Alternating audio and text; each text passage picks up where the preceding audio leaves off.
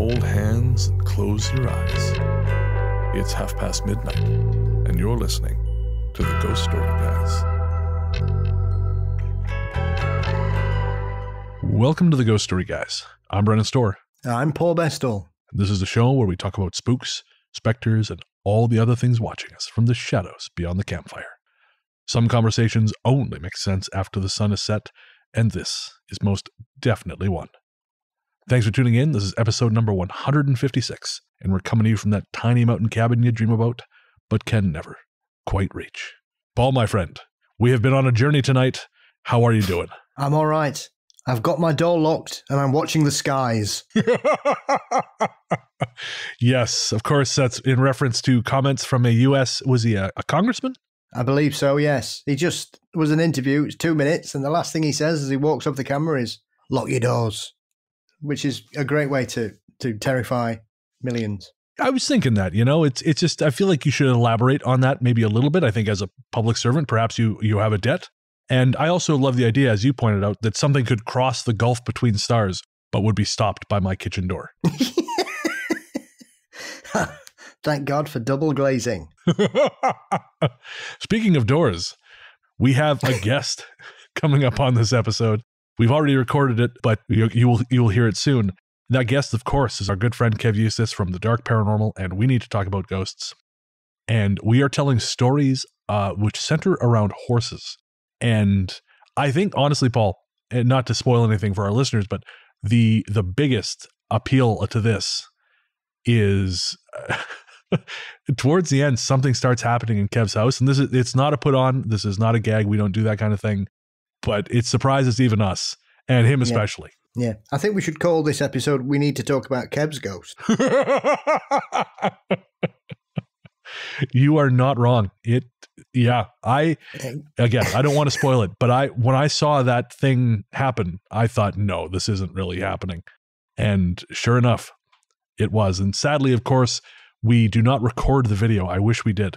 But yeah, you'll have the audio, so you'll hear it, and we will have the memory. Hopefully Kev will be alive tomorrow, and he will have the memory as well. Yeah. It's probably a memory he doesn't want. Well, yeah, that's true. Yeah, oh, I did like the initial, because as a fellow cat owner, none of my cats close the door behind them. Well, no. I when he suggested that, I thought, we'll just let him have that. He needs this more than I do right now. Oh, she closed the door. Sure, did it again. All that was missing was a creak. Oh, I know. Again, I get. Oh, folks, again, I can't wait for you guys to hear it. But before all that, I wanted to remind everyone that the brand new ghoststoryguys.com is up. You can order print-on-demand merchandise directly from there. So we've got all kinds of cool stuff. We've added some new designs like episode covers. So we've got episode covers for Ghosts of Miami, The Mystery of Missing Time, The Haunting of Chicago, or High Strangeness in Chicago, all of which you can order on stickers or t-shirts. And we also have our classic neon designs and lots of other cool stuff.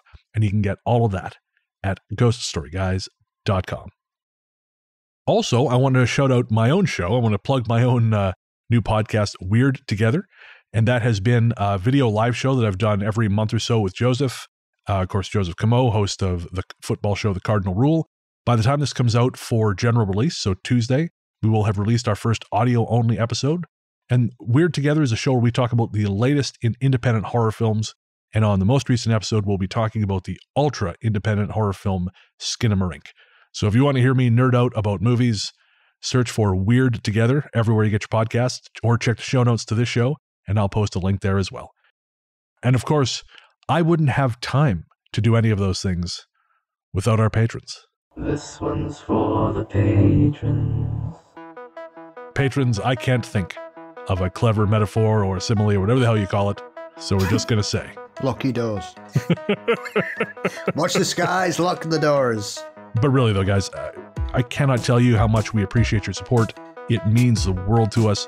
Everyone who listens to Ghost Story Guys, you help make the show what it is, but patrons are the ones who allow the show to continue. It is a gift beyond imagining, and we deeply, deeply appreciate it. And so we'd like to thank all our patrons, but we would especially like to thank our latest patrons. They are Jennifer Connor, Sophia Wilde, Miranda Andrapont, Lee Stewart, Margaret Maddox, Big Mike 247, Mariah Jenkins, Janet Kovacevic, Julie Hicks, William Rusnak. Dan. Again, thank you so much. Patrons new and old, you mean so much to us. We appreciate your support.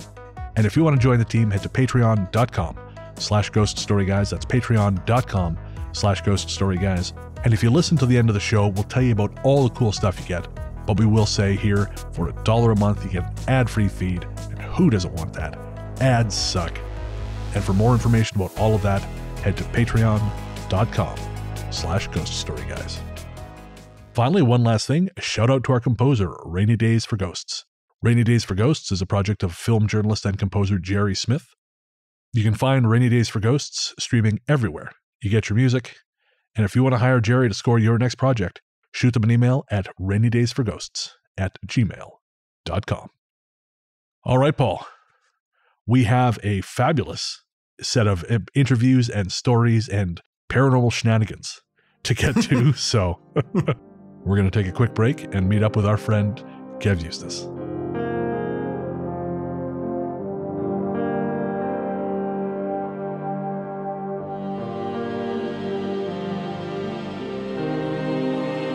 Welcome back. As we said before the break, on this episode, we have the pleasure of a guest storyteller, our most frequent guest at this point. This is his fourth appearance on this show, I think. Yeah, this is his fourth appearance on the Ghost Story Guys, and we love having him every time. You know him as the host of the smash hit show, The Dark Paranormal. We need to talk about ghosts. He is the one, the only, Kevin Eustace. Kev, welcome to the show, man. Thank you very much. And that was a one hell of an intro. Bloody hell. Tell you what, when I die, you can do me obituary. I love the cute notion that I'm going to outlive you. That's very fun. One of my roommates is currently enjoying regular intimacy time with someone else's wife. So I suspect that my time on this earth is limited because when vengeance comes, I don't think he's going to discriminate. Fair enough, yeah. And hopefully they don't listen to the podcast as well. Yeah. Let's hope it's not Shotgun Frank. Well, it could be. The guy's Colombian, apparently, so this could end any number of ways. Whoa. What floor are you on? Never mind. I don't think anyone needs to know that. Yeah. 32. I'm on 32, Frank. Yeah. You can reach you with a bazooka then. It explains that you're hiding in the cupboard anyway. How you been? Been good, mate. Yeah, thank you. Just started season 10 of the Dark Paranormal. It's going pretty well. And we need to talk about ghosts. I always seem to be rather derogatory about we need to talk about ghosts for some reason whenever I'm talking about it. And I think it's because I'm more me on we need to talk about ghosts. And as you rightly know, because we've spoke quite often, I tend to be a little bit less careful about what I say on we need to talk about ghosts, should we say. It's more me. And the Dark Paranormal is more me on the nth degree of trying to be serious and dramatic and scary. So I enjoy we need to talk about ghosts more personally because I can knock it out in an hour and have fun doing so. Right. Whereas the Dark Paranormal, I'm like 3 hours in and like, that didn't sound scary at all. Redo that last sentence. So yeah, but other than that, it's all going well. Thank you. Fantastic. Well, so I always love the shows. We are Patreon subscribers, and I mean, as I've said before, I stole the idea of the ramble, or I stole your ramble idea, whole cloth for our Patreon. So I will continue stealing all your great ideas. Yes, onwards into the future. I think that's the only way progress is made. So now I obviously we're on this episode. We're going to tell some stories, and our stories on this episode are actually going to be centered around horses. Because I don't know where this stuff comes from. Maybe it was the terrifying rutting happening next door that put the idea of stallions in my mind. I'm not sure. But either way, this episode is going to be about horses. And I wonder, are you horse people? Do either of you have... like senators? Yeah, I've never seen your legs, in fairness. Well, so it's a genuine question. Same thing with Paul. I only ever seen him from the shoulders up. Answer the question. Well, no, of course not. I'm like a horse in some ways. I'll put it that way. I mean, I just mean I'm quick. was going to say your long flowing hair, but yeah, sure. Yeah. To be honest, I've not really, I think I've ridden a horse twice in my life. I could never get the knack of it. It was only a trot as well, but I could never get the knack of it at all. I felt really out of sync.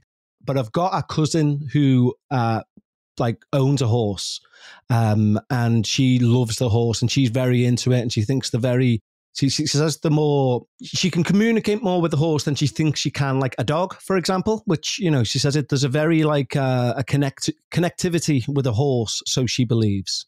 But I think you would believe that if you own one, because they're not the cheapest by all accounts. Yeah, a friend of mine owns a livery yard in Derbyshire, so I've met many of the locals' horses up there, and I find them quite intimidating because they're bloody big. Yeah, they're huge. Yeah, that seems to be everything I hear is just don't let them kick you. And I think if the first piece of information I get about an animal is the very many and varied ways in which it can end my life, I'm not really interested. Yeah. I am amazed how intelligent they are. Like they'll answer the name and they'll come across if you shout them, and they're quite friendly. They like a good nose stroke and an ear tickle. They're very friendly, and they're all obviously very partial to a sugar cube or 6. I mean, there is something, I don't know whether it's just me, same with goat's eyes. I think if you ever stare into the eyes of a horse or a goat, I genuinely think it's almost like a direct line to the devil himself. Oh yeah, don't do that. It's just like a black obsidian ball, and you're like, oh, getting off. Yeah. Lock eyes with madness. My friend who's got a livery yard also has a free roaming goat called Dorothy that just wanders around, and that's about 5 foot tall. And so you'll be sort of wandering around, and you'll go into, she'll say, oh, can you, if you're helping out, can you do this? And I've looked after the yard on a couple of occasions and stayed there overnight, which can be quite frightening when you're in deepest Derbyshire on a stormy winter's night. And then you'll just turn around. Saying, would thou like to live deliciously? Dancing round. And then you'll just turn around and Dorothy will be there going, no. Did you say 5 feet? Paul's staring at the camera right now, and it's to the top of her head. She's about 5 foot tall. That's not a goat anymore. That's a roommate. That's terrifying. We have a petting zoo in Victoria. They have baby goats, and they'll climb all over you, and it's they'll nibble on your shoes or whatever, and it's kind of cute. It never occurred to me that those get to the size of an Irish tough. This is technically now the goat story, guys, by the way. It was always going to happen at some point. Yeah. So, Paul, because you're obviously, correct. Sorry, Brennan, if this sounds like a dig, and I don't mean it to. But out of the three of us, I think you're the more learned in terms of supernatural folklore, etc., and things of such caliber. How dare you say something so true and yet so brave? So is there anything within a spectral sense that you're aware of based on horses, maybe UK-wide, Ireland, Scotland? I imagine it's a Celtic sort of thing for some reason. Yeah. Well, you've got the Kelpie, haven't you? Which is probably the most predominantly horse-associated creature in the Fae. Really, is that like a water horse? Yeah. There's also stories connected similar to that where people will see a beautiful horse, and they will try to ride it, and then the horse will run with them into the lake or the loch and drown them and take their souls. So there's a lot of horse-related mythology in Celtic and Fae myths and stories, depending on where you are, and they tend to be in Scotland and Ireland. And is it like with many of these things, is it believed in the rational sense that it's just an old wives' tale to stop kids from playing near water, or? Well, that's often the alleged explanation, but it's one of them, isn't it? I mean, if you get on the back of one, nobody's going to know what happened. Well, they'll be dead. Find out. I just don't know whose first instinct when they see a mysterious horse is, I need to get on top of that thing. I think it's one of those things that obviously as horses were free roaming up until sort of the arable age of 400 or 500 years ago, I suppose horses would be wandering around freely and people would say, oh, that looks like a good horse. I think I'll own that. Yeah. Oh yeah, that's fair. And I've heard stories of like spectral hooves, the sound of horses. There's quite a few stories that I've read, like be it in like countryside in the UK or There's one, I can't remember exactly where it was, but it was some stately home, and they had horses' hooves coming up the gravel path, and then when they've looked out, there's no one there. So I've heard quite some stories with, when I say invisible, like ghostly horses. Yeah. Yeah. I mean, I've spoke about a couple of them when I've had Ruth Roper Wild on a couple of episodes, and she's had a couple of horse-related ghost stories exactly like that, Kev, where people will be in a field or they'll be on a country lane and they'll hear the sound of a horse approaching. Yeah. And then the noise just goes past them. Yeah. There's nothing there. Yeah. It's possibly where I'm taking it from, in all truth. So you've got those kind of things. And obviously the old adages of the amount of haunted horsemen. They're always on horses, aren't they? So I would imagine, next to dogs, I think horses are probably the most paranormally sighted creature out there. Now, here's a question for you. We had haunted horsemen because obviously that's how you got around back then. Do we think this means that down the road we're going to have haunted guys driving Toyota Corollas? Well, because you know what? That's a future I'm really looking forward to. There's no word of a lie, right? And Becca still says, obviously it wasn't. But I swear on my mother's grave, I promise you that we were driving to Crosby one Sunday afternoon, and we got to a roundabout, and on the other side of the roundabout was Herbie, as in Herbie from Herbie Goes Bananas, as in Ocho, as in a little Volkswagen Beetle, literally with 53 on its bonnet, and no one was driving it, and it drove around the roundabout, and I was, as you could imagine, having just seen Herbie being Herbie, was like, that was fucking Herbie.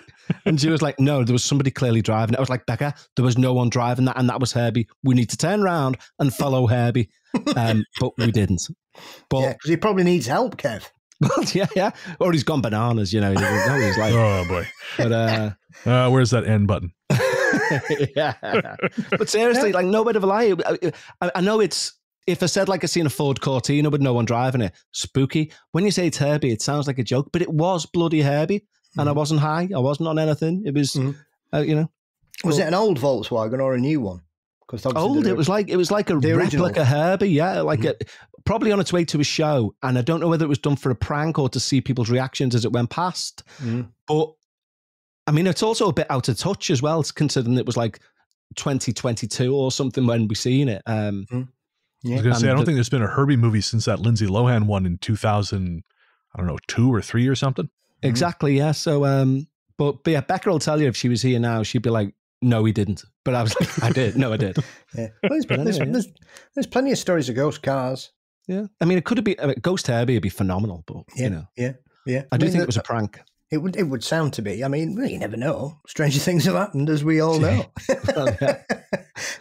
This is what worries me with things like driverless cars and those light show drones now, is we gotta parse all that shit when you're trying to determine what's paranormal and what's not. Yeah. The drone thing especially, I mean, it's especially prevalent now with what's going on in the news, but you only need to see some of the displays that they can put on around the world where they're literally doing works of art in the sky with thousands of drones. Yet we're losing our minds over a hexagonal ball in the sky. I mean, I know that they're very different things because we don't know what these things are currently, allegedly. But it just shows what we are capable of doing as, you know, non-government employees, you know, non-specialists, if you like. Yeah. I mean, we always, these days, we have the traditional New Year's Eve firework display, which everybody watches on New Year's Eve if they can remember or be able to drunkenly turned on the television at midnight to watch it. Now, I think the last 4 or 5 years, there've been these incredible drone displays running alongside them, and they are just jaw-dropping what they can do now. Yeah. So moving on from strange things in the sky, we're going to, again, tell stories of ghost horses. But before we do, there was something I wanted to share with you guys because I thought it was interesting. Not only the story itself is kind of interesting. No, I want to get your take on it. But also, I happened to be in a coffee shop today, and I read something which weirdly gave some possible indication as to what happened. So the story is that I was contacted by a friend of mine I trust very, very much, probably my oldest friend at this point. And he told me he had been out for a walk with his partner, and they passed a house. The house is just across the street at the end of the block. And he said, Bren, I'd never seen it before. Now, he's lived there for years. His partner also said, Yeah, I've never seen that house before. This house just not materialized, but like you're Well, saying, that they're claiming it was never there to begin with. Well, that's the question. They said they've never seen it before. But I went and he showed me a picture of the house. I went back through Google Street View, and that house has been there since at least 2009. But they had never seen it, which is, again, now there's always that thing where, the robot, right? You perform the same actions day in, day out. Yeah. You just miss details. But both these people, to not have seen this house is, in this house in particular, it's completely innocuous. There's nothing special about it. They had somehow both arrived at the same conclusion. I've never seen this house before. And I thought, well, that's bizarre. So I went through the Google Street Views and I compared years. Now, to me, what was interesting was that between, I think it goes from 2009 to 2012 is the first gap. So the first picture taken of it was 2009. The next was 2012.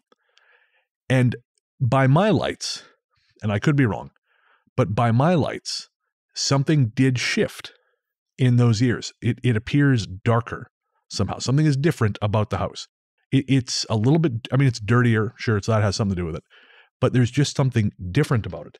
And now, again, I thought, well, maybe, I don't know how this shit works. Maybe, there's a witchcraft thing, wards of protection, so you just don't notice it. Whatever. But then today I was in a coffee shop and I finally got around to starting Brett Manning's 1 Foot in the Green. And so I was sitting in the coffee shop around the corner, just reading, quite enjoying myself, alternating between that and this other book I've been reading. And I found this.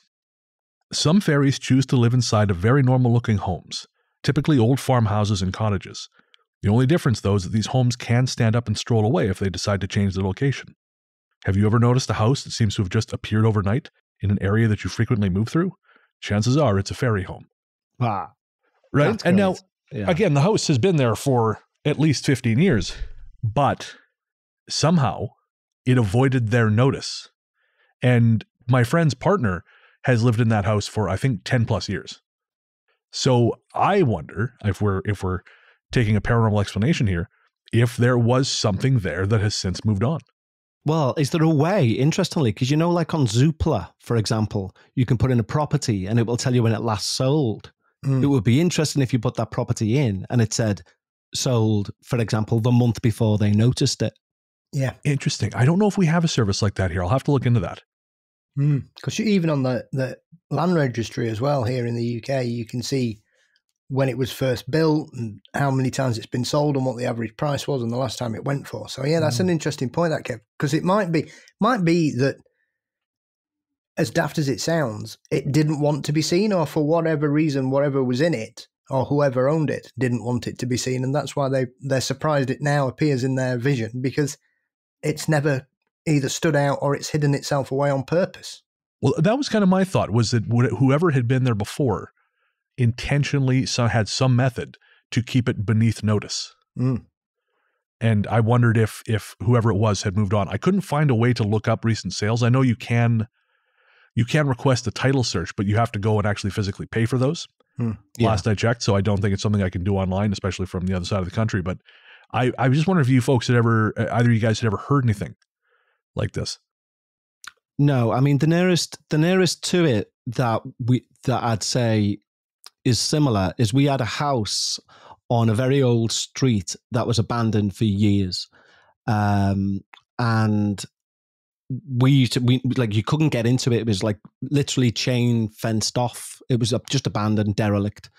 And then somebody bought it and demolished it and rebuilt from the ground up. And it was like a state-of-the-art house then, apparently.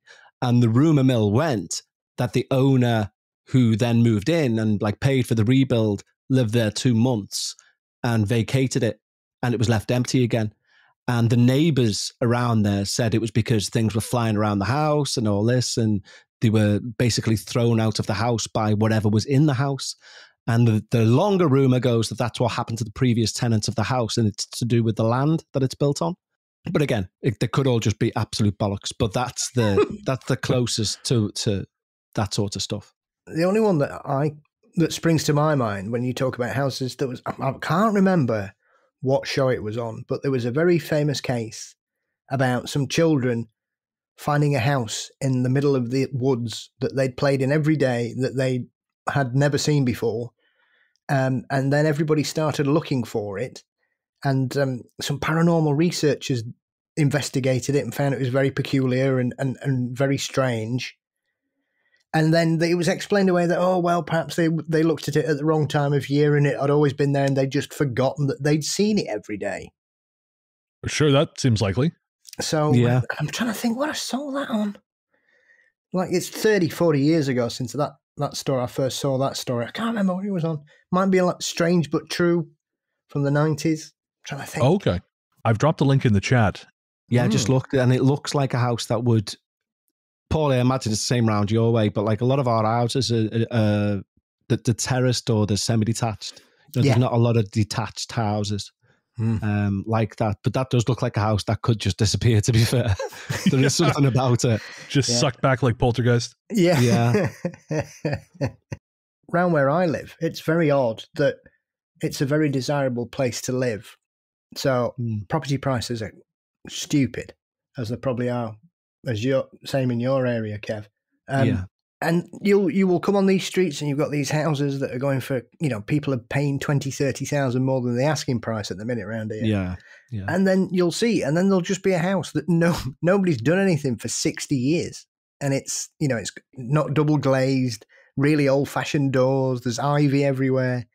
They just look odd. When something looks out of place, it just looks odd, I think. Yeah. And that in itself makes you wonder, why is this house like that? Why does this you kind of want to know more about the house without it actually saying anything, if that makes sense. Yeah. Well, if you have a look at that link I sent you, you can see where it says see latest date. Go back to May of 2009 and then look at July of 2012. Oh yeah, that demon's not in that picture, is it? Yeah, right. I mean, lighting. Yeah, no, that's something's very different between those two. Yeah, and it's not just the time of day it was taken. They're not the same thing. It's just it looks more derelict, doesn't it? It looks like absolutely. I mean, the 2009 picture looks lovely. That looks lovely, yeah, and like the grass is green, the stairs up to it look fine. Nothing. It looks like that house in 2009 has been untouched until 2022. Not a lick of paint, not a bit of any renovation. The grass, everything. Just left as it was. How very bizarre.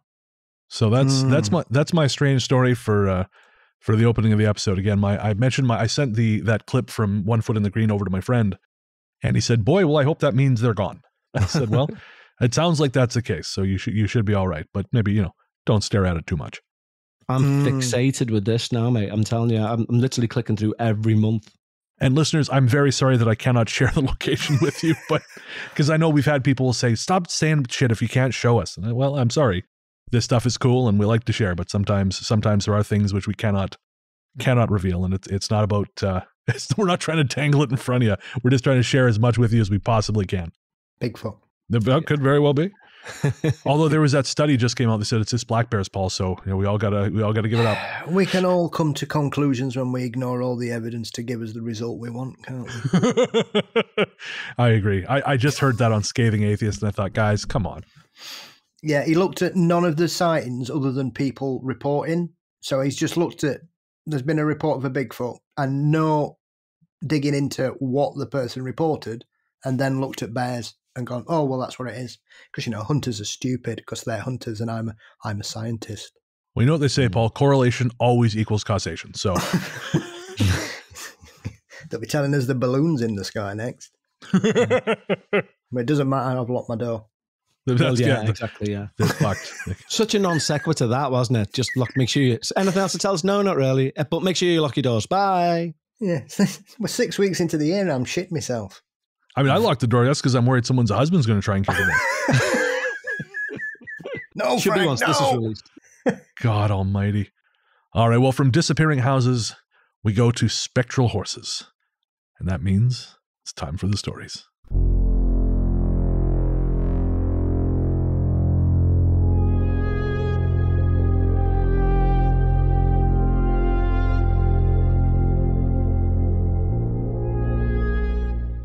So this is a sound of thunder.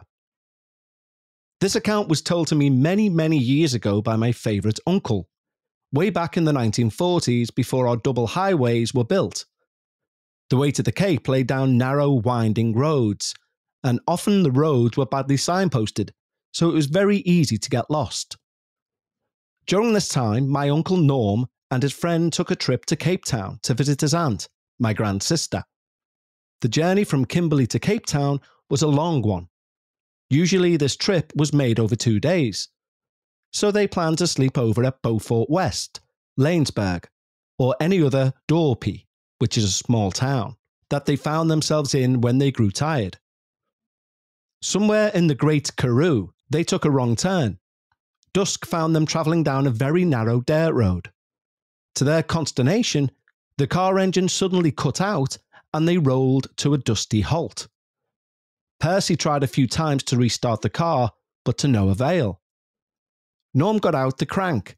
In those days, the cars had a special slot in the front grille where you could insert a long piece of metal with a handle to start the car. But this was all in vain. Darkness was closing in fast, as they stood in the sandy road wondering what to do. They spied a light twinkling off to their left, thinking that there must be a farmhouse with lanterns in it. Percy decided to go for help, whilst Norm stayed with the car. Percy started his trek across the field, and was soon lost to view in the gathering gloom. Norm settled down to doze on the long back seat of the car while he waited. Norm was rudely awakened about half an hour later by a very grimy, muddy and shaken Percy. Percy was trembling so much that he could hardly speak. Norm, of course, asked him what on earth was wrong. Did he bring help? All Percy could do was shake his head. When he calmed down a bit, he told Norm his tale of woe. When Percy thought he was about halfway to the farmhouse, he suddenly stepped into a meerkat hole and measured his length on the ground. As he picked himself up, he caught the sound of horses' hooves thundering towards him. He looked up to see a man clad in a dark cloak, mounted on a large, dark horse, galloping towards him. Percy at once thought it was the farmer coming to his rescue, but his joy instantly turned to icy fear as he realised that he could actually see through this dark figure. He admitted to a paralysing moment when he wet himself. He scrambled to right himself, running wildly away from the sound of the ever closer sound of hooves. The sound of galloping was right behind Percy, and he was terrified of what the horseman might do to him. He looked back, over his left shoulder, to see the rider, with the raised hand right behind him. He felt a mighty slap to the side of his face, and went down to flounder in an unseen stream. Suddenly, the silence was overwhelming, as he lay cowering in the stream. He wondered what was to come next. He lay still for a few minutes and then realised that he couldn't hear any sound, beyond that of the crickets that were starting to chirp. As he raised his head, he saw no trace of the horse, nor the rider.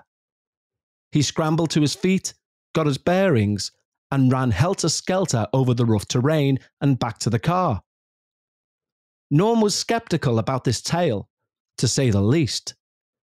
There was no doubt, however, about Percy's nervous state, or his grimy appearance. They decided to sleep in the car, as by this time it was totally dark. Night falls very quickly in the Karoo, as any South African will tell you. Next morning, to Norm's surprise, he noted a red hand mark on the side of Percy's face. Percy looked in the rearview mirror and ruefully confirmed this, saying that was where he'd been slapped across the chops by the apparition. As the pair was sitting, wondering what they should do next, Percy idly stabbed at the starter. The motor suddenly roared into life, to the great relief of the young men. They were able to carry on with their arduous journey. Norm never said how long it took them to find the right road, but he swore that the handprint on Percy's face never faded. That seems like a great reason never to take a road trip in South Africa. Certainly does. I mean, getting slapped off your horse. Oh, sorry, I imagined he was on a horse then, but getting slapped from a horseback rider. I can't imagine how that would happen unless the guy had really lengthy arms, like a proper leaving a handprint. And then to be knocked into a stream as well. It's like, you've got no luck tonight, mate. You would expect him to use a crop, because that would be the traditional horse rider wielding implement of punishment here anyway. I would feel weird if a guy horse whipped me.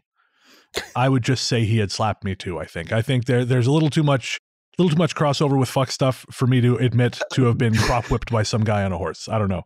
There's just some, because I feel like my friends might say, Bren, did you pay this man to do this? Which would be a fair question. It will be a fair question. You've also got to consider things like this, for me, stories like this have an air of legitimacy to them, because if, let's say, for example, that guy just wandered off into the night and he's got into a potential romantic rendezvous with a woman who slapped him across the face, and he's come back and thought, I've got to explain this on my face. You'd say, I got into a fight with a local. You wouldn't say, there was a ghost on horseback and he rode up behind me and he knocked me into a stream. So for me, the more bizarre it gets, the more convinced I am. Yeah, fair. I would probably just say I got into one of those Russian face slapping tournaments. You ever watch those things? That is scary. Yeah. Well, Dana White's just bought the rights to them, hasn't it? So it's in the US now. It's basically concussion after concussion. You know. Oh, that's it. Yeah, it's was it chronic traumatic encephalopathy? The game, the home game. Yeah. Thanks, Dana White. You know, I can't remember if I told this on the show, Paul. Did I tell you about waking up with a slap? No, I don't think you did. So this happened a couple weeks ago. I want to say it might have been just before I left here for Victoria to go back and visit Nick. But I woke up. It was a weird sleep, and then it wasn't too bad. And then but as I was waking up, it felt like someone slapped my face. Wow. I felt like, just as I'm rising up out of sleep, I felt like someone hauled off and slapped me. And I woke up so goddamn mad because I thought, what is happening? But there was no one in my room. There wasn't enough time for someone to, one of my roommates to come in and just prank slap me, which would be a terrifying thing anyways, because we're not that friendly. And, or that, that are that opposed to each other. We just don't feel that strongly one way or the other about each other. But yeah, I woke up and there was no one around, but it felt like someone had slapped me. And did you have a mark? No mark, thankfully. No mark. That would have been hard to explain. No, baby, I swear it was a ghost. She's not going to buy that. She's heard some weird shit from me over the years, but I think that might be hard to sell. Yeah, because we were talking about me thinking I'd suffered from exploding head syndrome, and then we worked out that it wasn't. Because I was on about getting tapped on the head. And that was the cat? No. This is a long time ago. I was saying, Kev, to Brennan when we were talking about exploding head syndrome, and I was under the impression it doesn't happen. It only usually happens if I'm going through some difficulties or I'm under stress. That I'll be awoken in the night with the sensation of somebody tapping me 3 times on the head, like that. What? And I thought, oh, well, this must be exploding head syndrome. That's what it is. And when we looked at it, that's not exploding head syndrome. So I've no idea. It's not happened for 3 or 4 years, but I remember it happening 3 or 4 times clearly enough to remember exactly. And it wakes me up. Yeah. Interesting. So interesting that. Well, coincidentally, I was going through the email and we had an email from a listener, and I might actually have it up on my screen here. Let me just check. Yeah, this just came in 3 hours ago. Wow. Hi, I'm a brand new listener and listen to you. I'm only in the middle of the day, only at work. I work for a government agency in the U.S. and spend my days entering codes. So they're still way in the back. I think they're at episode 40 something. Let me tell you about the time I almost died. But they mentioned exploding head syndrome, and they said, this is something I experienced quite often in my early 30s. And it wasn't until we got our dog that I realized it was just me. He's a good boy and alerts us to everything. So when the sound of a car hood being slammed didn't wake him up, I knew it was just me. Oh. Fast forward to having a thyroid condition being diagnosed and the road to controlling it. That was 15 years ago. Well, once the other symptoms started to right themselves, I noticed I wasn't being startled awake by my own head. Interesting. Oh. Yeah. And they go on to say, even now, if I need an adjustment to my dosage, I will experience the heart-stopping, sit-up-in-bed sound of a car hood slam. I've never told my doctors why I know they need to test my levels, but I'm always right about the fluctuations. So that's kind of interesting. Yeah. Mm. The nearest I've had to any sort of sensation of being jolted awake is I went through a phase. I mean, it's a story I've told numerous times on my other show, but I astrally projected when I was 16. A friend of mine knew I was into weird stuff. He gave me a book, which was by the Aquarium Press, and I jumped to the chapter of how to do it, read it, was sleeping on a top bunk bed, listening to Sgt. Pepper on repeat on CD, 3 p.m, looking at this spot on the ceiling, closing my eyes, opening my eyes, closing my eyes. Anyway, I fell asleep. And then my dad came in and quite rightly said, "It's 3 p.m. Get out of bed, you lazy bastard," sort of thing. And I kind of I looked at him and went, "All right, I will now. God, just get out." And as soon as I put my head back on the pillow, I was sitting up. And I remember thinking, hold on. I've just put my head on and before I could finish the thought, I was lying back on the pillow and I had paralysis all over my body and then pins and needles all over my body. And it all slowly, I got back my functionality. And it freaked me out and made me really interested in it. And then I started trying to do it again. I was lying down on the floor one day and trying to do the same thing, the same process. Don't move your body, remain completely still. And then I heard like a whip crack in my right ear. And it jolted me like out of the thing, like a proper whip crack noise. And I was like, what the bloody hell was that? Anyway, then we got a piece. This was like so long ago that we then got a house PC and you could go online and Google things. And this sound is apparently reported largely, or should I say, often by people who try and experiment with astral projection. This cracking sound. And it blew me away. You know, when you get that sort of validation of something strange and you think, is that just me? And then you Google it and you're like, oh shit, that's not just me. It's an actual thing. Braided.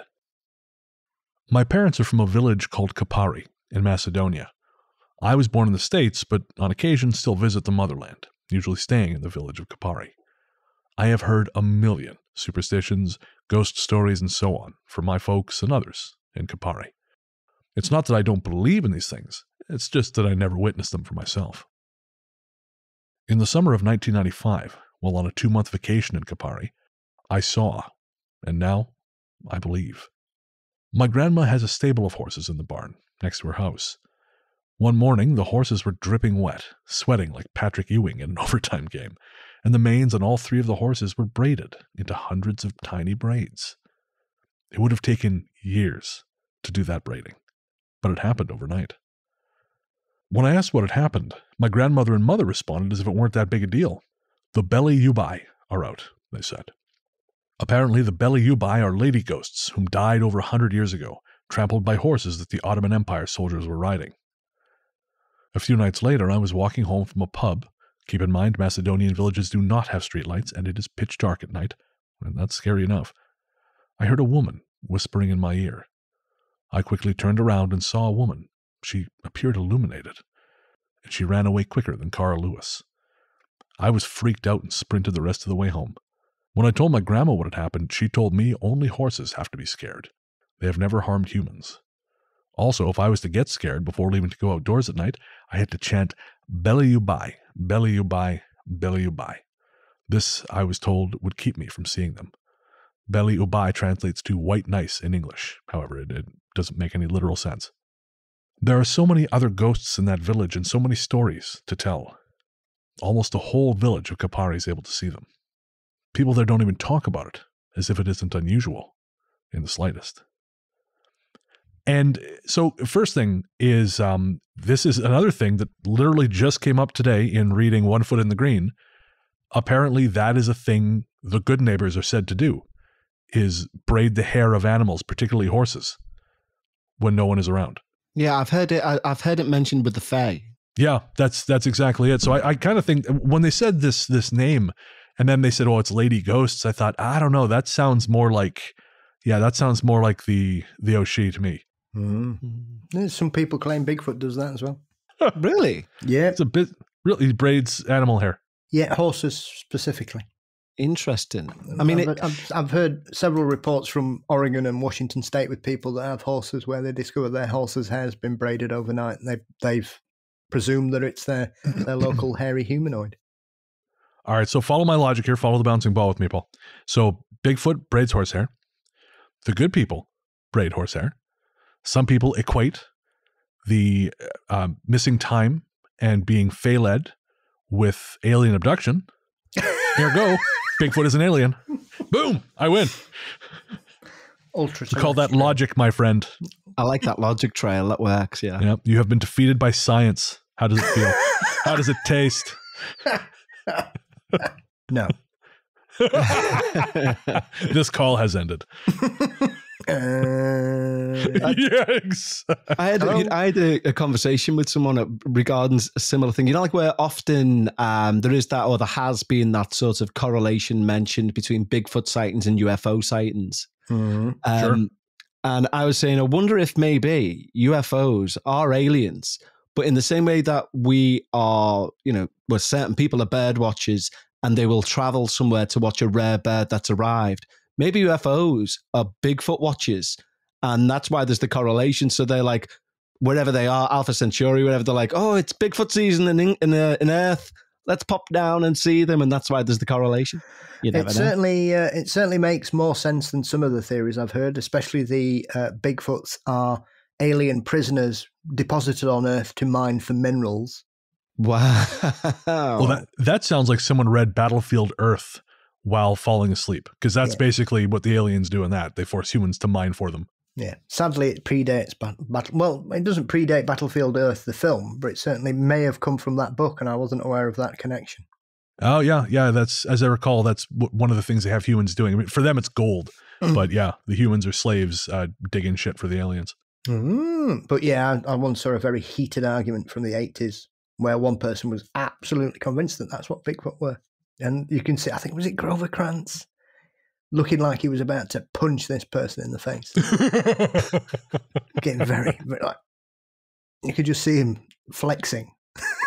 Well, this is one of the reasons I really want to go to that convention that you're going to be speaking at. Not only to support my friend, because I'm proud of your success, but also because I want to watch you just hulk out and beat the ever-loving shit out of someone who says something stupid about aliens or Bigfoot.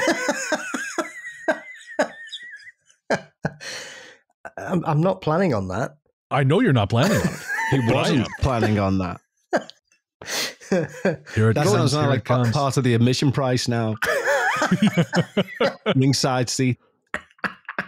Paranormal punch out. I mean, come on, you can't tell me that you wouldn't pay money to see some people in our field get punched in the nose. No comment. Yeah, that's fair. I would. I wouldn't pay because I'd happily be the one doing it.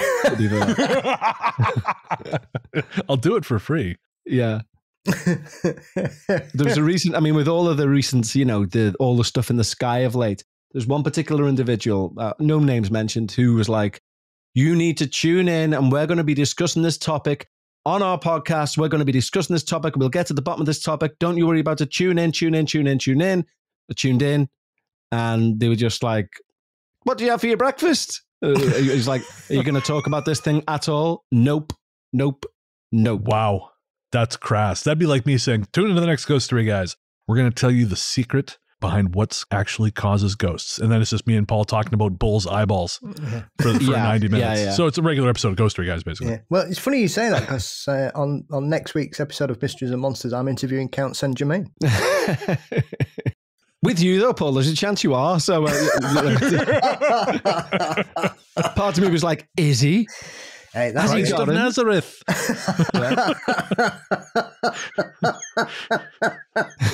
Yeah, that'd be one hell of an interview, that.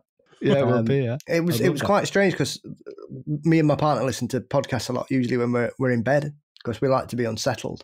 And we listen to Unexplained with Richard McLean Smith quite a lot. And the only episode that's ever frightened her was the one about Count Saint Germain. And I couldn't understand why it terrified her so much. That's very interesting. I love it when there's something, like with my sister, it is genuinely the idea of UFO attack. And she doesn't believe in ghosts. She's not into the paranormal in the slightest or anything unexplained. The idea of UFO attack, she literally will be like, stop talking about it. So I haven't spoken to her during all of this news cycle, but I can't wait to, because it'll be amazing chat. Just watching her absolutely shit herself. Yeah. Or you could just turn up unannounced at her house with a giant balloon outside her window, Kev. Yeah, I could do. Yeah. That's a good point, yeah. Paul, for our listeners who don't know, can you explain Count Saint-Germain? So, Count Saint-Germain is a very interesting case because a lot of people would suggest that it may be legend or whatever. However, there is a historical record of this chap existing in the mid-18th century. He was a renowned composer, moving around the courts of Europe, never growing old. And he would turn up in Germany, he would turn up in France, he would turn up in Italy, and people would meet him 40 years after first meeting him, and they would say that he hadn't aged. So he was always around places where great historical moments would happen, or he was always supposed to be holding the ears of certain intellectuals and monarchs around the continent. And it just carried on that this person seemed to be moving around the world and not growing any older. So people were saying, was he some kind of alchemist? Is he a vampire? Is he a time traveler? And the stories have persisted into the modern era. I mean, so I've always... Paul Rudd. Yeah, he is, yeah. I've always... because there's the story of the wandering Jew, isn't there? Yes. The biblical thing where you will be Christ, apparently, or someone within the Bible said to someone else, you're going to be walking the earth forever until I return again. And he's tied in with that in one of the stories I've read. Yeah. In relation to him. Yeah. There's even a report of somebody encountering him on Mount Shasta.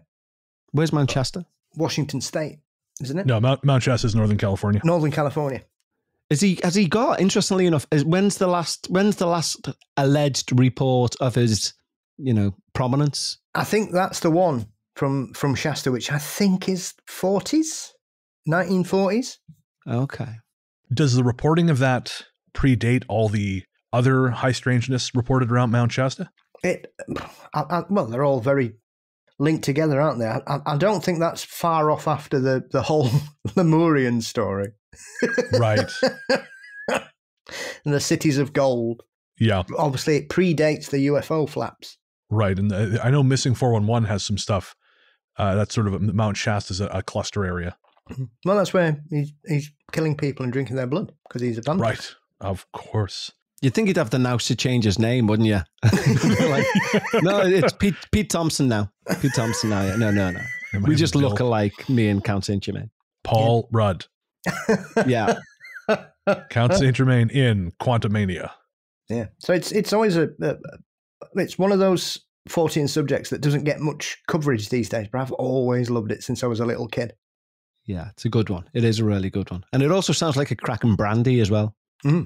Absolutely. I'll have 2 Count Saint-Germains, please. I'm George Clooney for Count Saint-Germain.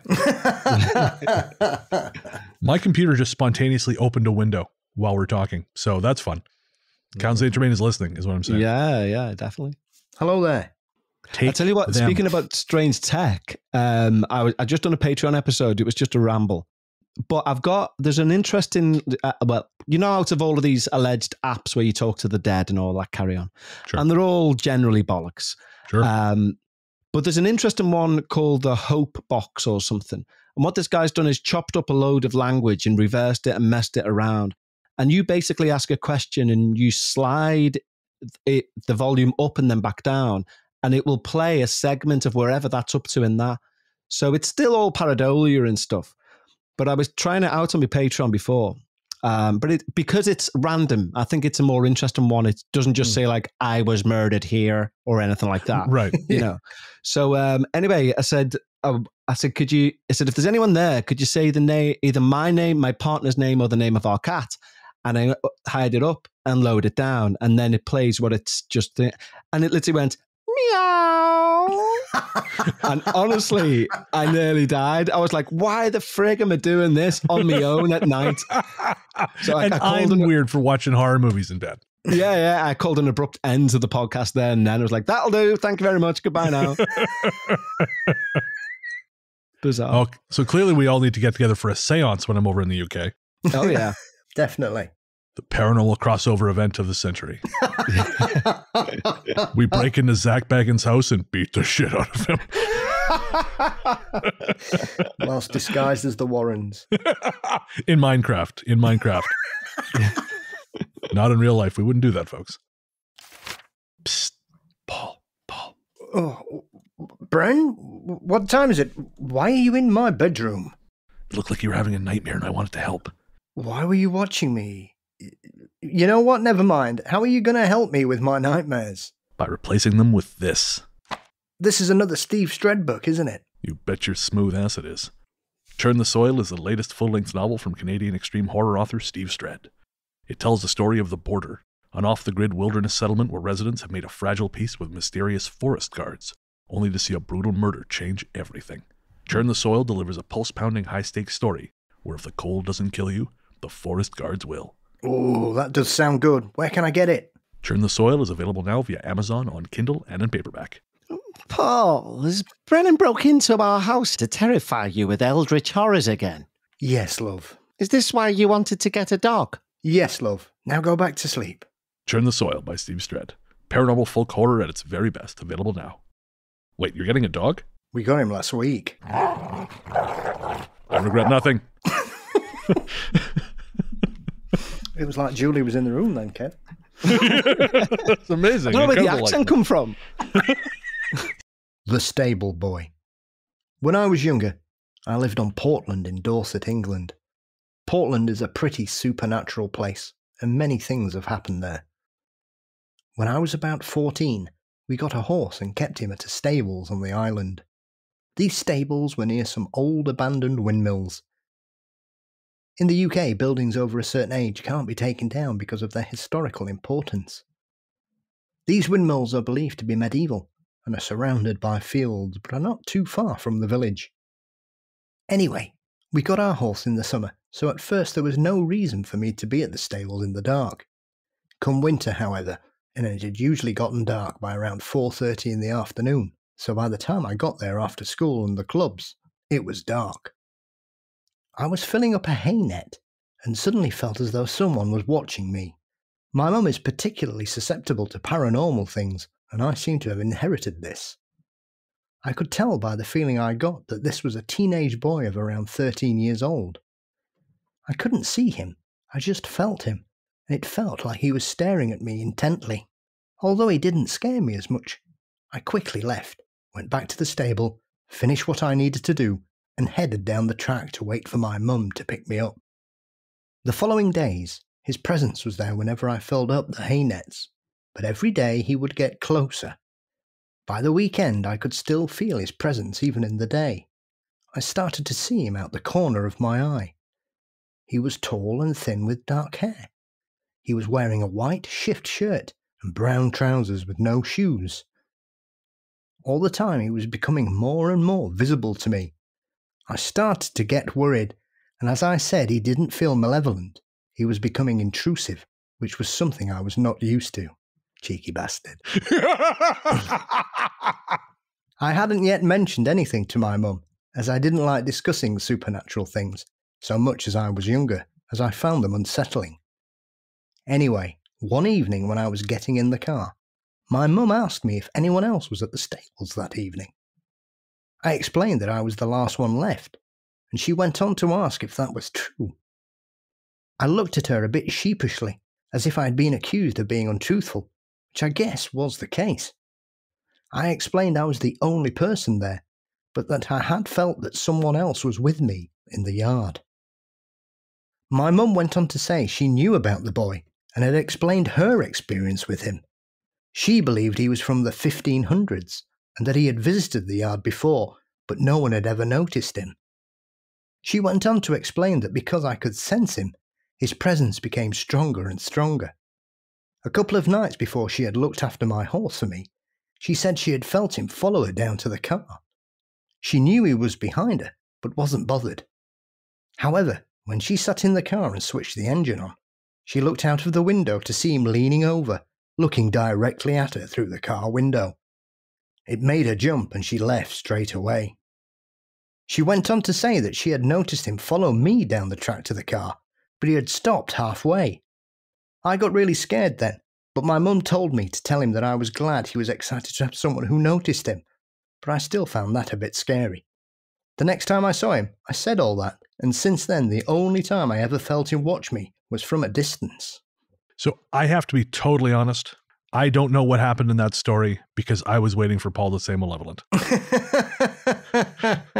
I noticed on the script the word malevolent getting bigger and bigger and bigger, and I recall the struggle a couple of episodes ago.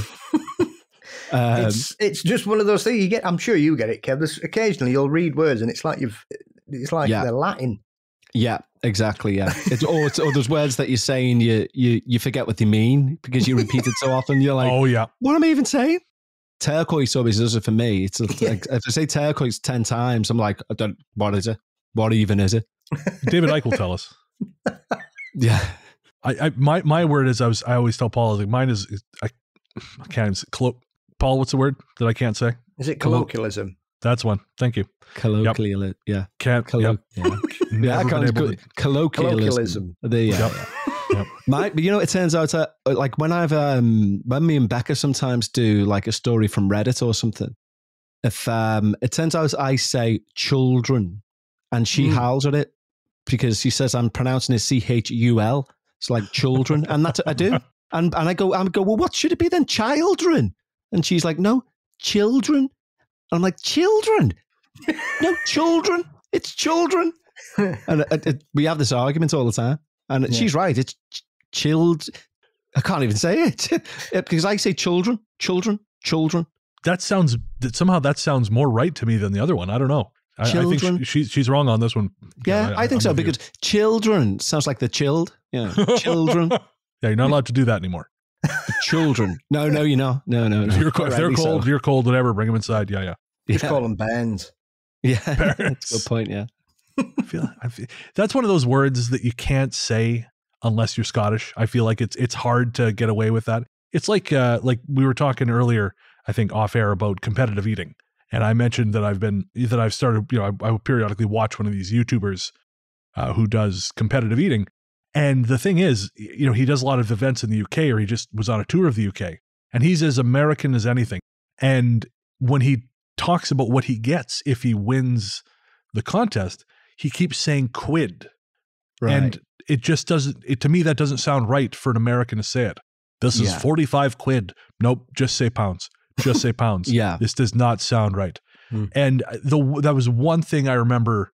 I'm not a fan of Jeremy Clarkson, but I used to be before I realized what a jackass he was. And he talked about hanging out with Christian Slater.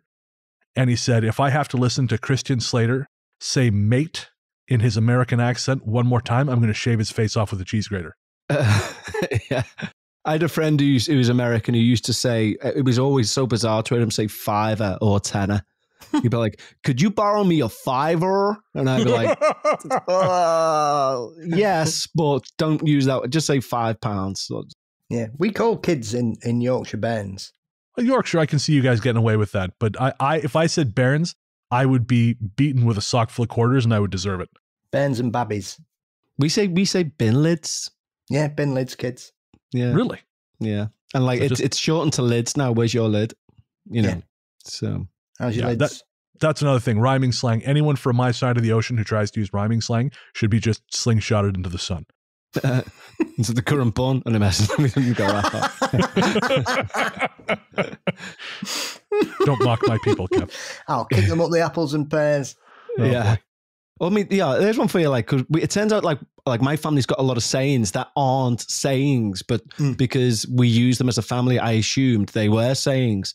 So, for example, I mean, up the dances is up the stairs, but it turns out quite a few people use that.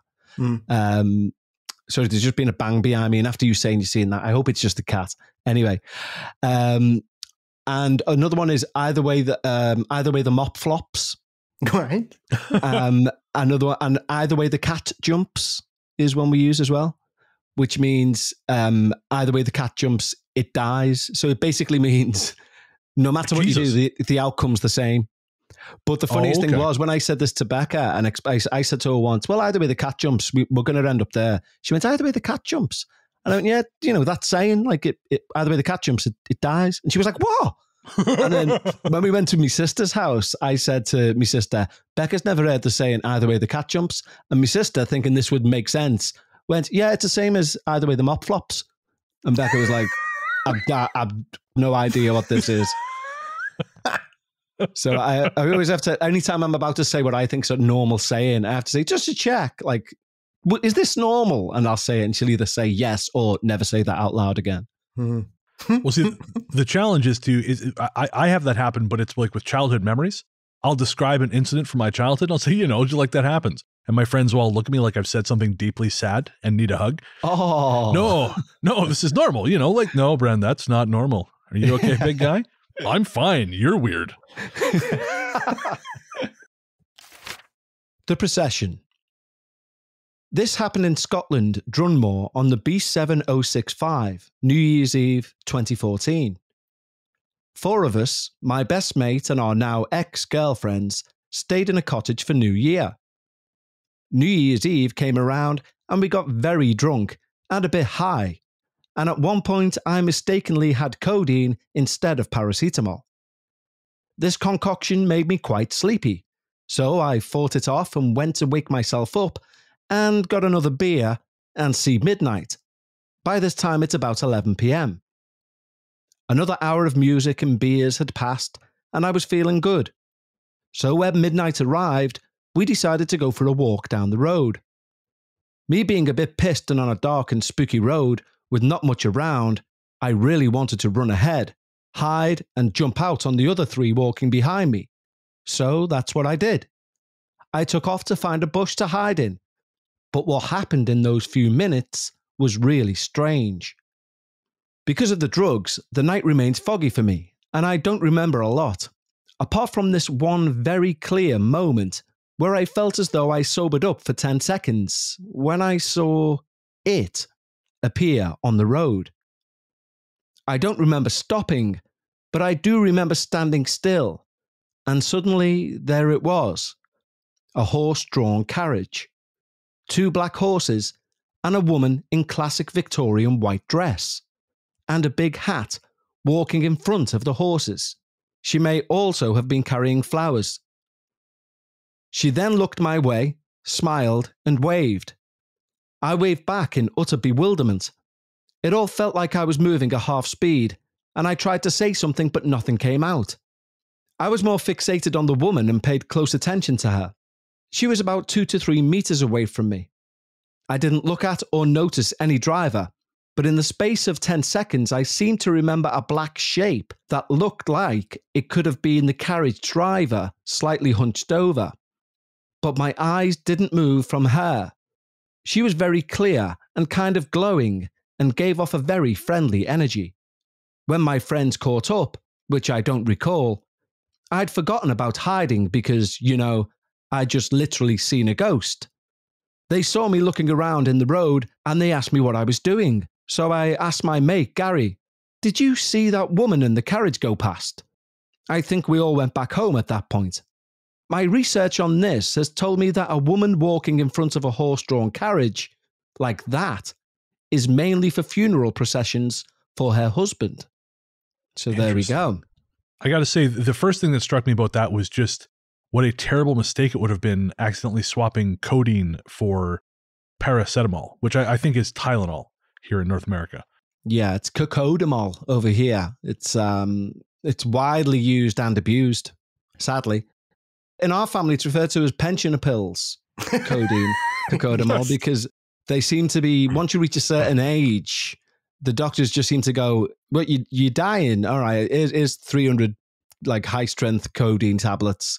So if anyone has a really bad migraine, they used to go to my grandparents and be like, can I have a pensioner pill? And you'd be given like 2 really strong painkillers and then just spend a nice afternoon walking around. But yeah, they can fuck you up. Funny to say that when my stepfather died in 2013, he died. He had cancer, and the doctors gave him these horse tranquilizer-sized morphine pills. And of course, he only ever used. He was very resistant to that kind of stuff, so he just kind of took the pain. He was of that generation. Well, I didn't even say of generation. He's just of that disposition. He's one of those guys, right? And when he passed, obviously we were cleaning up his stuff, and yeah, there was this enormous bottle of, thumb-sized morphine tablets. And we thought to ourselves, well, I guess we're not going to take these fucking things. So we took them back to the pharmacy and we just said, look, do with these what you will, because we don't want them. And to say that they looked shocked that we were giving back probably thousands of dollars in street value worth of morphine would be putting it mildly. If Christ, the King of the Jews, walked in immediately after us, they would have been less surprised. There would have been nowhere up for them to go. Yeah, but I mean, at the same time, what was you meant to... the flip side is Brennan stood on a street corner going, hey, man, I got the goods, you got the money. Which I mean, actually, no, I didn't know drug dealers back then. I know drug dealers now.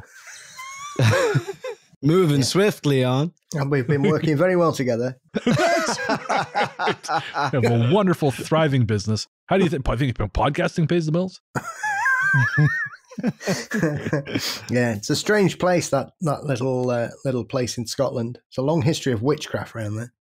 Really?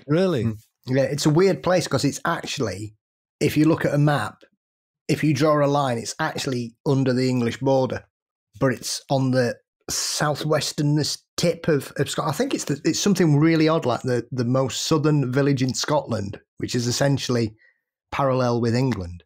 Is it anywhere near where, I mean, because the only witch-related Scottish thing I've got knowledge of is Berwick. I think it's the opposite side, because Berwick's Newcastle side, isn't it? I'm not sure. Yeah. My geography is terrible. And Drummore's Cumbria. I think it's across from Workington, Barrow, that area. Right, okay. So that's west, Barrow. Yes, West Scotland, West England as well, yeah. I'm sure I've read a story somewhere about someone chasing after a giant hare and shooting it with a threepenny bit, and it limped off into the hedgerow. And when they got there was a woman laying there with an injured leg. Oh, and I shall turn into a hare with mickle care, or whatever it is. I always remember reading that in when I was a child, one of the books that was often rented out from the library. I can't even remember what it was called, but it had a spell in it to turn into a hare. And it was something like, I shall turn into a hare with something and mickle care, and I shall go in the devil's name till whence I will return again. So mote it be, or something. And it allegedly would turn you into a hare. It never did, because I'd be stood in the school library reciting this and checking my feet and being like, why didn't I turn into a hare? But, Riding school. I always loved horses. I used to spend most of my summer holidays at the horse riding center of my village with my two best friends, Michaela and Michael. Michael was the owner's nephew, and he and his family lived on the horse riding center. He also had a little sister, who was 6 at the time, and not allowed to play with us. In Italy, we have 3 months off school during the summer, and that particular summer was a hot one. As I recall, we were 13 years old. We usually met around 1 p.m. at the horse riding center and stayed there all day. Because of the heat, no one else wanted to be around, even the owners, so we were alone in the stables. We used to lock ourselves in the saddlery, which was a pretty small and dark room, with a barn on top of it where the owners used to put old saddles and stuff. You could access the barn/roof with a wooden ladder. It was, and still is, a very old building. During the 30s, it was used as a stable for cows. We enjoyed telling stories and talking about things in general, though we stayed away from ghost stories as Michael was afraid of the paranormal. One day, we were locked in the saddlery as usual. I was sitting on a saddle with the door on my left, Michael at the end of the room with the lockers behind him, and Michaela sitting in front of me. I was listening to Michaela when I absent-mindedly looked at Michael and saw one of the lockers slowly opening. There was no wind or anything. I didn't have the time to say anything before I saw fear in my friend's eyes. He knew exactly what was going on at his shoulders. We ran like crazy towards the door, Michael falling on his knees. When we calmed down, we tried to explain what happened. There was no wind, and it was impossible for the locker to open by itself because you have to pull and push in order to open. It was also unlikely that it was already left open because everybody knows that mice could easily enter and eat everything you have in it. Michael, being so easily frightened, couldn't sleep for a while after that incident. Weeks after the first encounter, we were still playing in the barn, this time just outside the saddlery. Michaela was sitting at the edge of the saddlery roof, which is about 2.5 meters off the ground, with her legs dangling. At some point, she yelled, "Nicole, get off the barn. You know you can't climb up here." Nicole was Michaela's little sister. Me and Michael looked surprised, actually seeing something that looked like a girl. She, or it, disappeared shortly after, and Michaela actually flew down the barn, scared as hell. After that, we ran to Michael's parents to tell them what happened, but they both told us it was just our imagination. We were disappointed in them, because we knew what we had seen, and there was no way we all imagined the same thing, especially not at the same time. Years passed, and one evening when I was in my 20s, we were all eating and drinking at the horse riding center. Michael's father suddenly told us that there were nights he would hear the radio turning on in the saddlery. They lived close to it, but even so, that radio must have been very loud in order for them to hear it. He also said that sometimes the barn lights would turn on by themselves.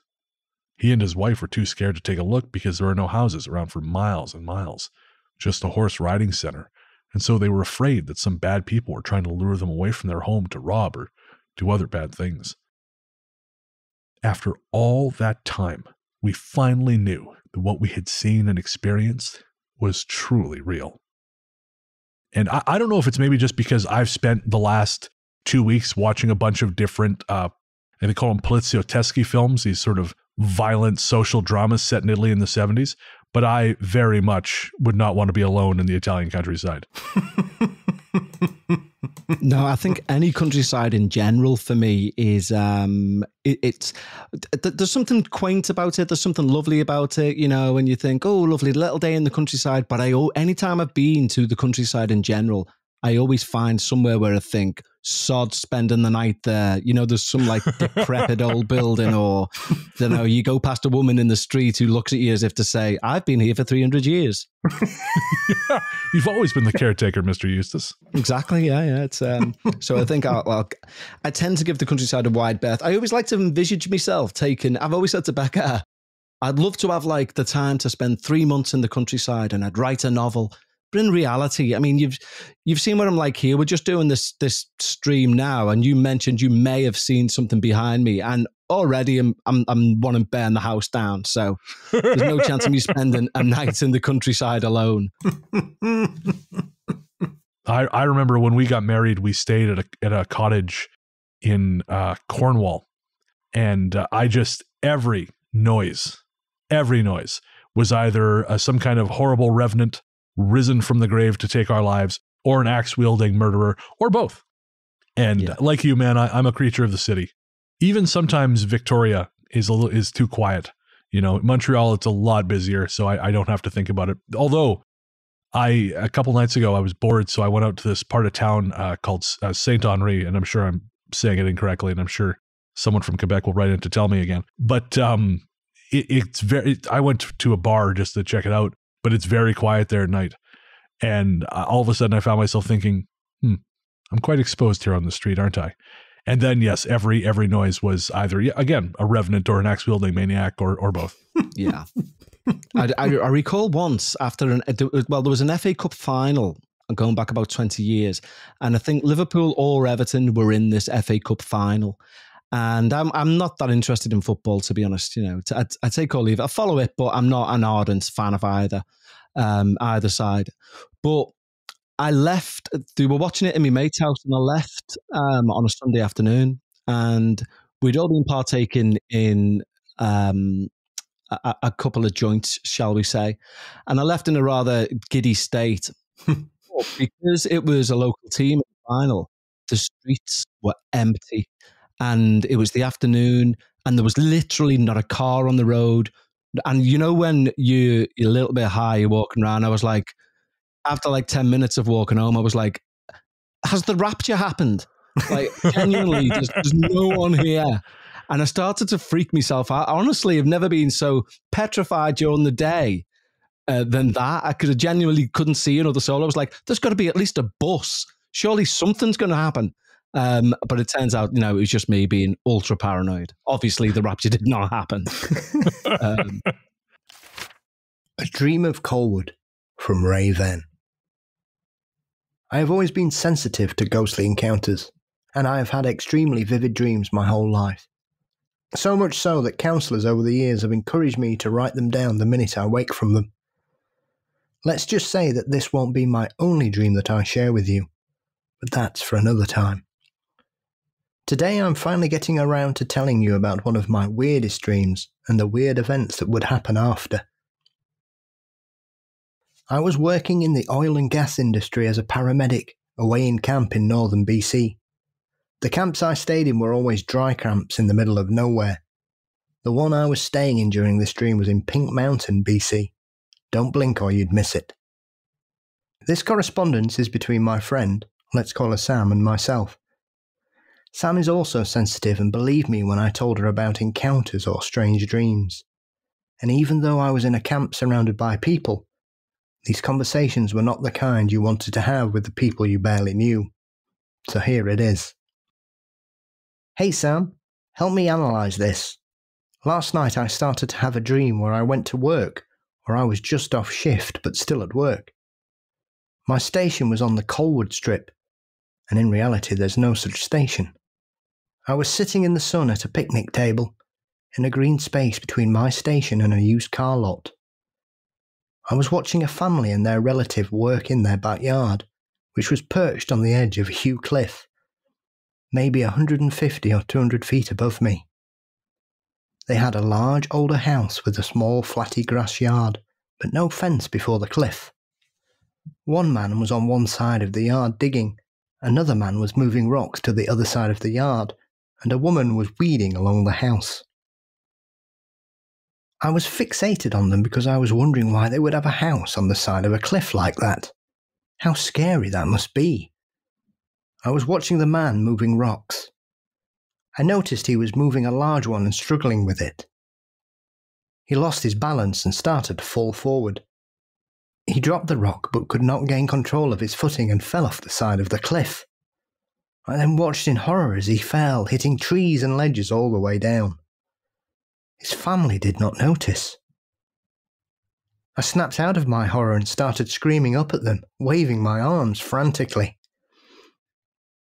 Finally, the woman heard and noticed what I was signalling at. I could hear their screams.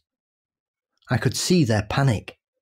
Out of breath, I ran to the station and told the crew to suit up as I had just witnessed a man fall off a cliff. I grabbed the hard collar bag, airway bag and ran out of the door, knowing that they would bring the rest. I then called 911, now very much out of breath. I explained what I saw, about how far the drop was, where I thought he might be, and that I will need an ambulance, advanced life support and fire. I ran out to the edge of a flatbed truck that was parked on the edge of the lot and looked out. Just at that moment, 2 brown horses ran through the green buffer zone between the mountain and the businesses. Not the actual layout of that area.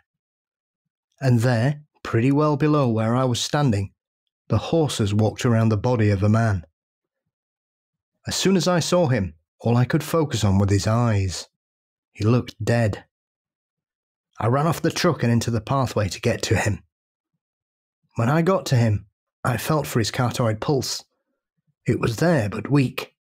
He was breathing faintly, but his eyes were now fixed on me and wild with terror. I told him to stay laying down in case of spinal injury. I held his head and told him help was coming, that I would not leave him until help had arrived. His bloodshot eyes fixed on me the whole time. In the distance I could hear the crew coming. They got to me and took over, but the man stared at me the whole time. Then I started to wake up. It was around 3 a.m. I didn't sleep well the rest of the night. Needless to say, I'm so tired today.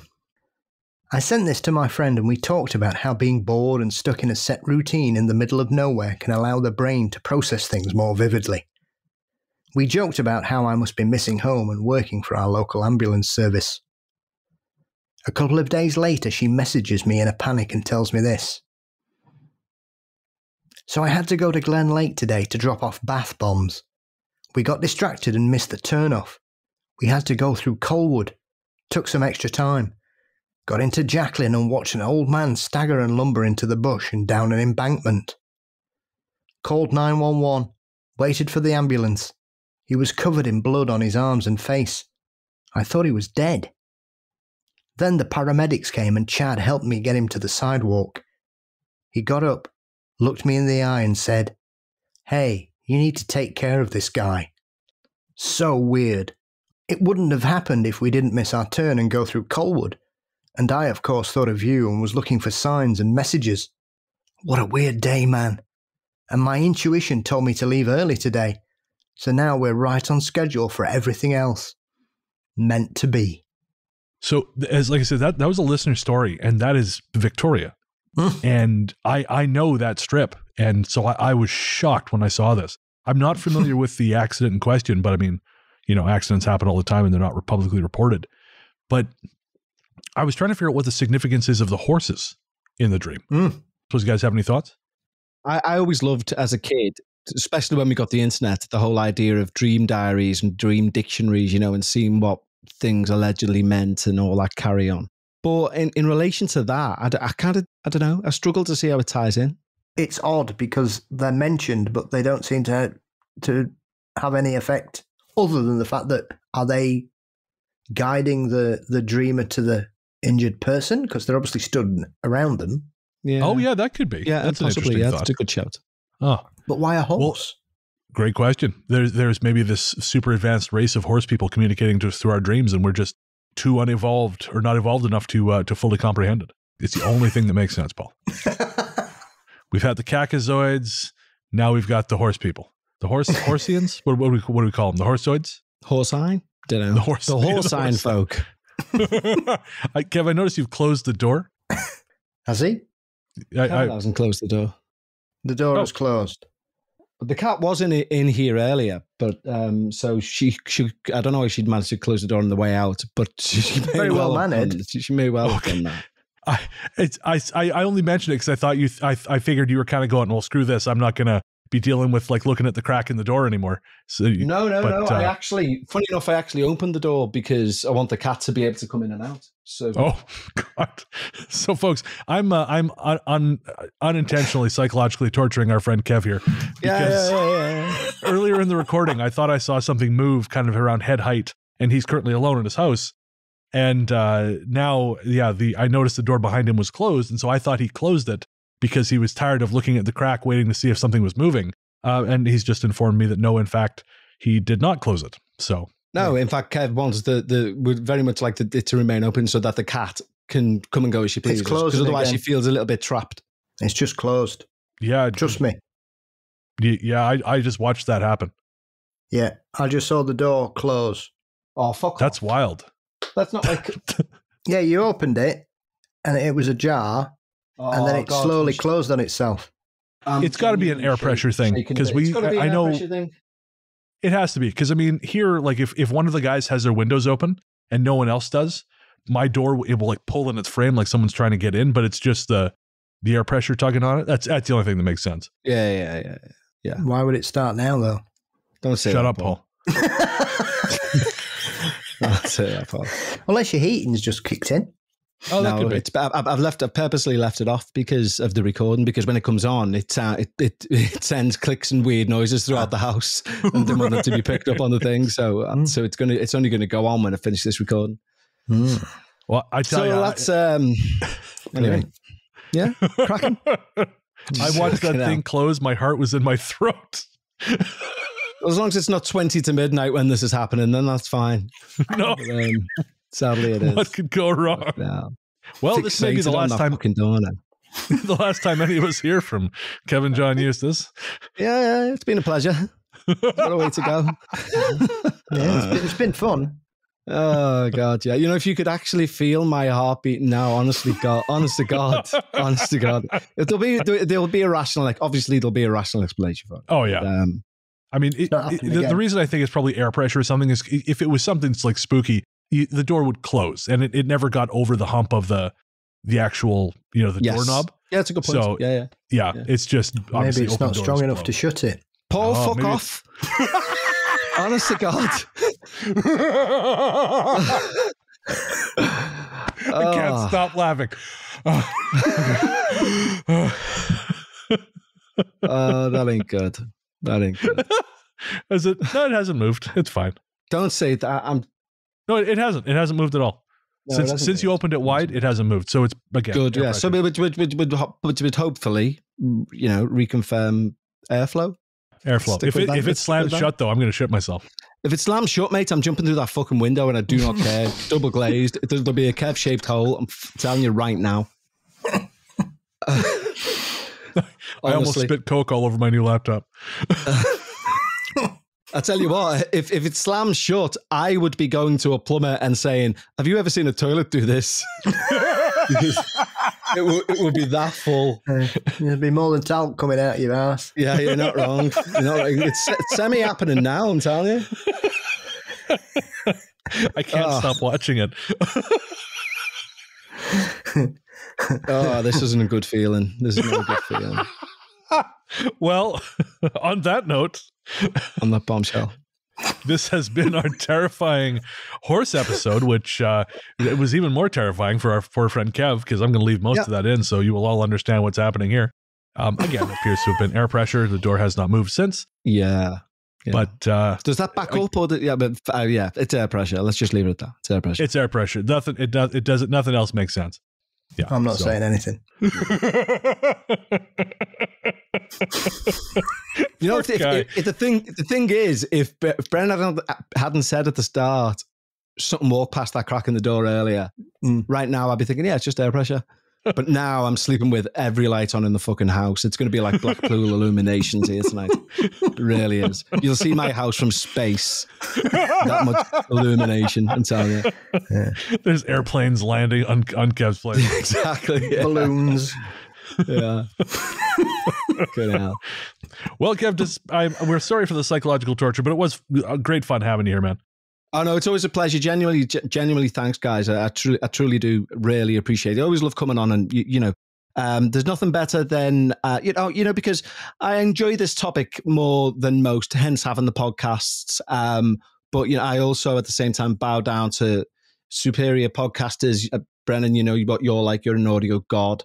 And Paul's a paranormal wizard when it comes to knowledge. So it's always a pleasure Kevin, to be on. That's deeply humbling. Thank you. You're a wonderful, genuinely wonderful podcaster yourself, mate. I love your work.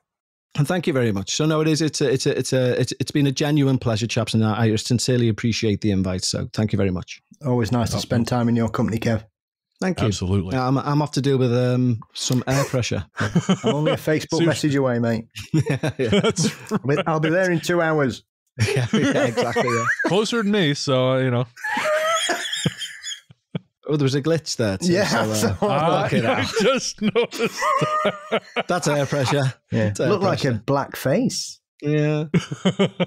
All air pressure. That's all it is. It's just air pressure. It's all air pressure. Yeah, air pressure in the internet. I'm sure it's a total coincidence that our internet connection cratered at exactly the same time as your door closed itself. Yes.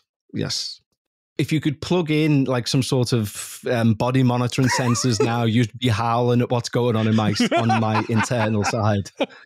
My hands are fucking sweaty, like mum's spaghetti, as you say. I'm hearing a flapping sound, but I'm not sure where that's coming from, Kev. Oh God, it might be coming from you, mate. It could be coming from yeah. No, it more than likely is. Well,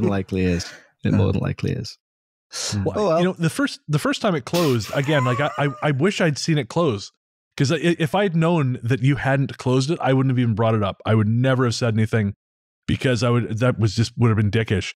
But I thought, oh yeah, he's tired of me making jokes, so he just closed the door. No. Well, it closed from me starting the last story to me finishing it. It had shut. Right. I mean, at one point during a story, I turned around and I opened it more because I thought the crack was too small, because I want the cat to have free reign. So, because the thing is, if the door's shut, she closes the door, which would obviously interfere with all of this. Yeah. So she has to have free reign. So yeah. All right. Okay. Again, we send our good friend off into the dark of an English night, all alone in his house. Amazing. And if anyone wants to stay over, by the way, you're more than welcome. The ghost story sleepover. I know, yeah. I'll be sleeping on the couch tonight. I'm sleeping on the couch tonight. That's fair. Let the burglars take you. It's better this way. They can. Be safer. Yeah, we can get you out. Yeah. All right then, chaps. Well, thank you very much. It's been an absolute honor. Thank you very much. Likewise, my pleasure. We'll be right back.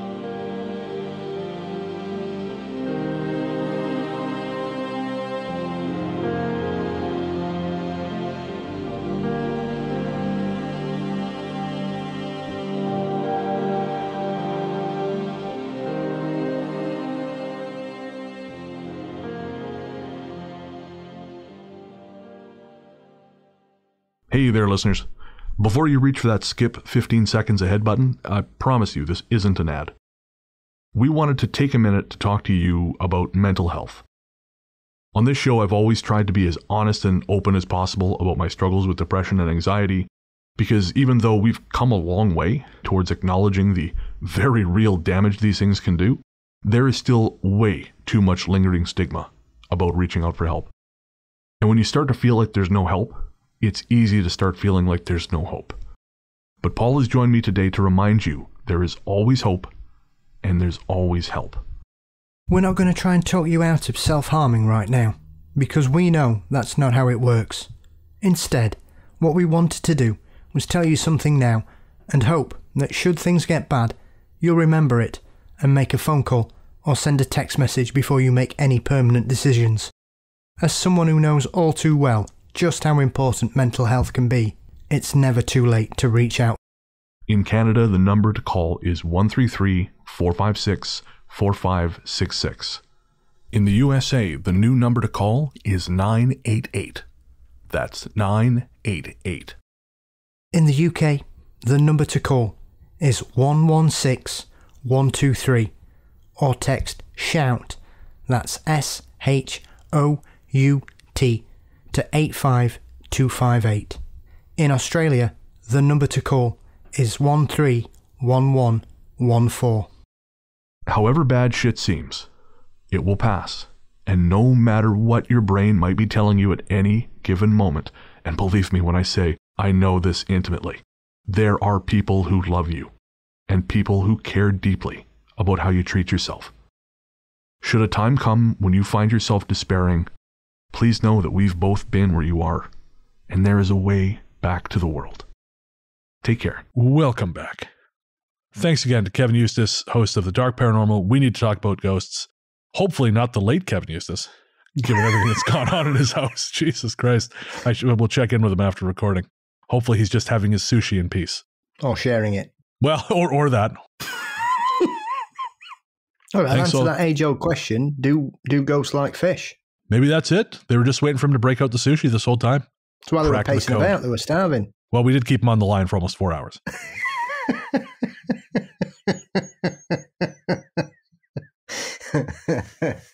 Thanks also to Sarah, Anthony, Luke, Joseph, and everyone else who's a part of the Ghost Story Guys family. Don't forget to check out Luke's podcast, Luke Lore, available everywhere fine podcasts live. His latest episode just came out. It is called Dragons of the Deep, and it is about the folklore of aquatic monsters. And it's a lot of fun. It's a lot of fun. You can also check out Joseph's show, The Cardinal Rule, on YouTube. Again, we'll put a link to that in the show notes, and that is a show about Arizona Cardinals football.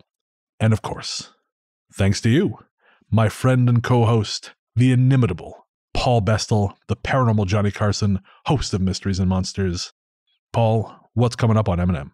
Well, this week, you can have a double dose of Brennan as he joins me to talk about his book, A Strange Little Place on Mysteries and Monsters, and proceeded before the legend that is the return of Paul Sinclair. So you're in great company, my friend. Ooh, fabulous. I am indeed in great company.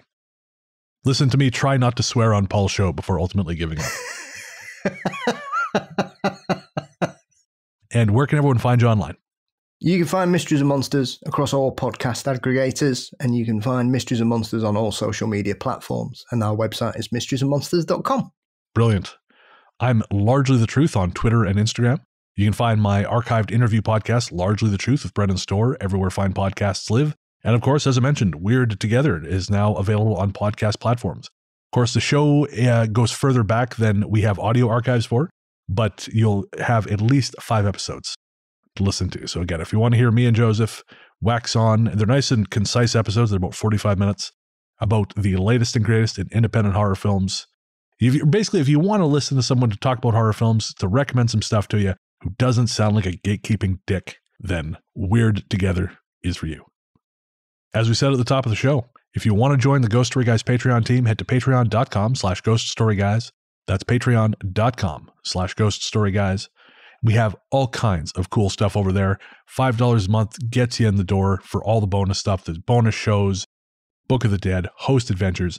Almost every episode you get bonus outtakes of me and Paul. So anywhere from 20 minutes to up to an hour of bonus conversations about whatever's going on in our lives, Marvel movies, all kinds of nonsense.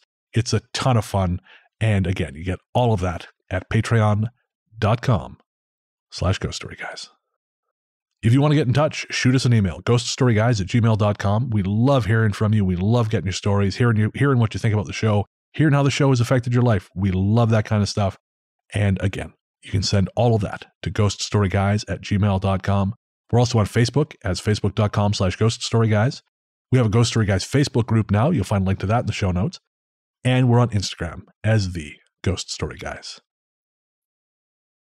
And of course, I mentioned this briefly, but I didn't have a chance to spend a lot of time on it. I want to say our listener, Jen, looked me up because she happened to be in Montreal. And so that is always an option. If you're going to be nearby to one of us, it is always possible. We can't promise it, but it is possible we can arrange a meetup. So shoot us an email and we'll see what we can do. Again, that's ghoststoryguys@gmail.com. Shout out again to our composer, Rainy Days for Ghosts. Rainy Days for Ghosts is the project of film journalist and composer Jerry Smith. You can find Jerry's music streaming as Rainy Days for Ghosts on music platforms everywhere.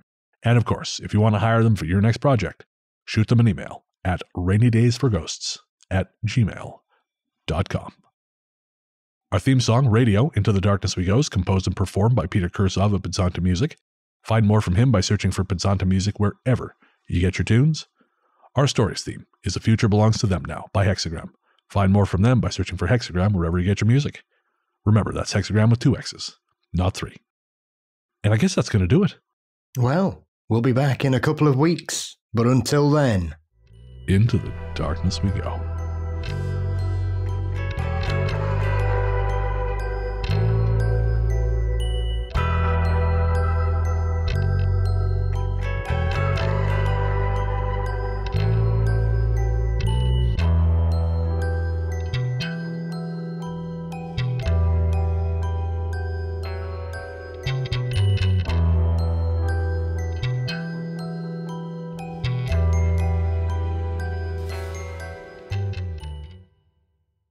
That sounds like I'm jerking off.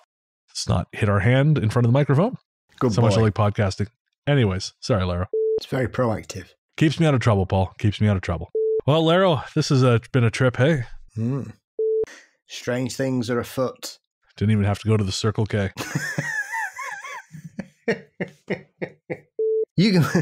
Sorry, it's been a strange day today. I had to have a nap earlier. I was absolutely fucked. Shit. I was done. I don't know why. I just caught me. I think it was that weird dream about Columbo. Anyway. I'll do it.